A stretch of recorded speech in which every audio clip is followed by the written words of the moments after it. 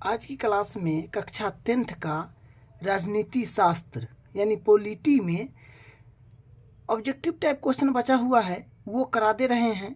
और ये सिर्फ और सिर्फ बिहार बोर्ड वाले बच्चे के लिए इम्पोर्टेंट होने वाला है। ठीक है, तो देखिए क्वेश्चन नंबर 6, सामाजिक विभाजनों को संभालने के संदर्भ में इनमें से कौन सा बयान लोकतांत्रिक व्यवस्था पर लागू नहीं होता है।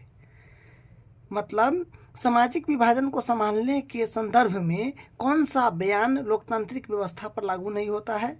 तो पर देखिए क में है लोकतंत्र में राजनीतिक प्रतिद्वंद्विता के चलते सामाजिक विभाजनों की छाया राजनीति पर भी पड़ता है, तो नहीं होता है बोला है, तो ये होता है, तो ये सही बात है।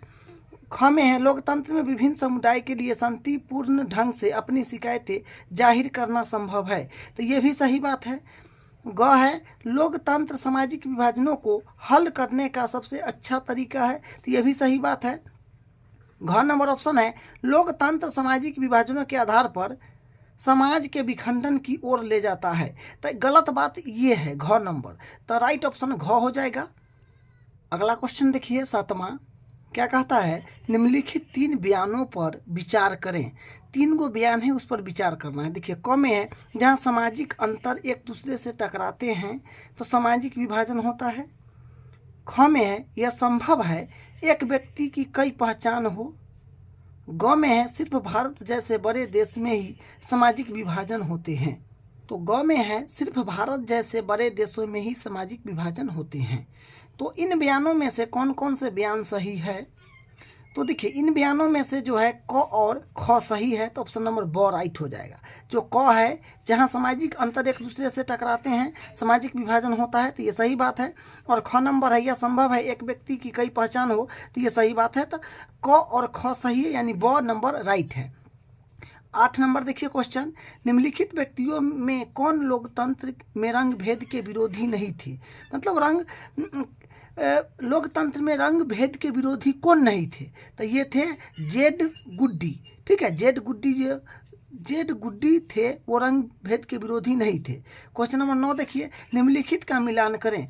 तो निम्नलिखित का मिलान करना है, जैसे पाकिस्तान है तो पाकिस्तान जो है ये इस्लामी देश है, और हिंदुस्तान जो है ये धर्मनिरपेक्ष है, और इंग्लैंड जो है ये है प्रोटेस्टेंट।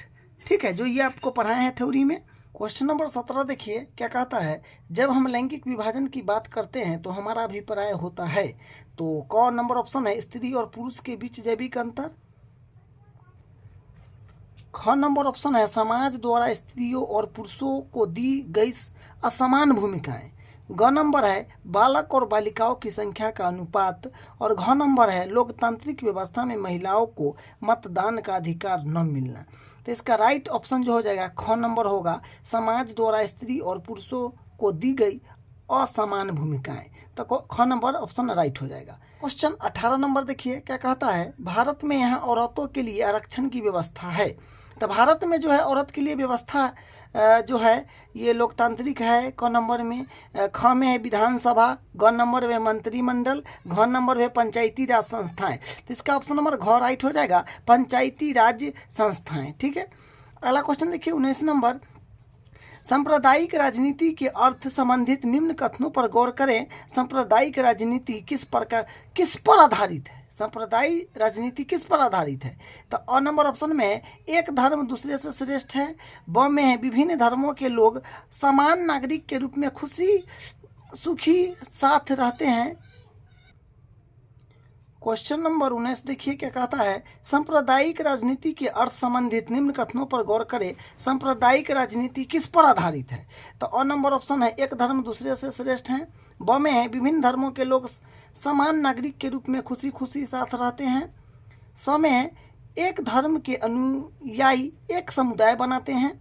द में है एक धार्मिक समूह का प्रभुत्व बाकी सभी धर्मों पर कायम रहने में शासन की शक्ति का प्रयोग नहीं किया जा सकता है। तो देखिए इसका राइट ऑप्शन जो हो जाएगा एक धर्म दूसरे से श्रेष्ठ है, ये सांप्रदायिक हो जाएगा। ठीक है, अगला क्वेश्चन देखिए 20 नंबर, भारतीय संविधान के बारे में इनमें से कौन सा कथन सही है। बताना है कि भारतीय संविधान के बारे में इनमें से कौन सा कथन सही है। जैसे क नंबर में है, यह धर्म के आधार पर भेदभाव की मनाही करता है।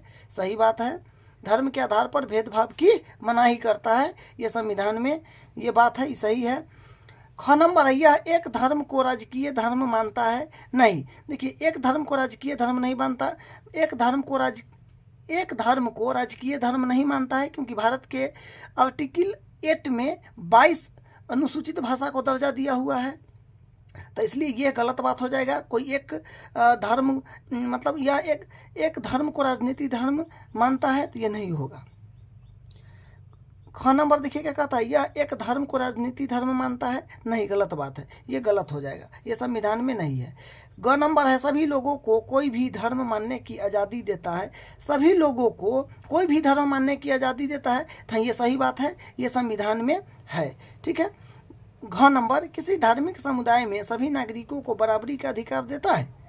किसी धार्मिक समुदाय में सभी नागरिकों को बराबरी का अधिकार देता है, तो ये सही बात है, ये सत्य हो जाएगा। अगला क्वेश्चन 21 नंबर देखिए, डॉट डॉट पर आधारित विभाजन सिर्फ भारत में है, तो जाति हो जाएगा। ठीक है, जाति पर आधारित जो है सिर्फ भारत में जाति पर आधारित विभाजन हुआ है। ठीक है। 22 नंबर देखिए, सूची 1 और सूची 2 का मेल कराएं।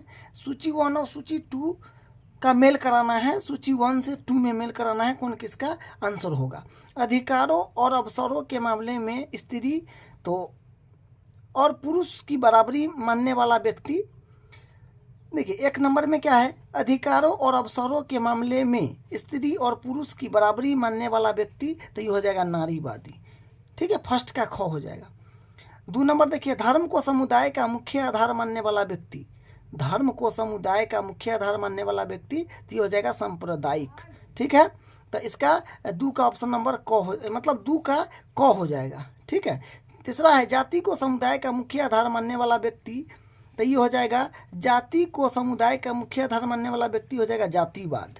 अगला है, व्यक्ति के बीच धार्मिक आस्था पर आधार पर भेदभाव न करने वाला व्यक्ति। क्या है कि व्यक्तियों के बीच धार्मिक आस्था पर आधार पर भेदभाव न करने वाला व्यक्ति, तो ये हो जाएगा धर्मनिरपेक्ष। ठीक है, तो ये इसका आंसर हो जाएगा। तो 4 का ग नंबर राइट हो जाएगा। ठीक है, तो इसका ऑब्जेक्टिव टाइप जो था वो करा दिए।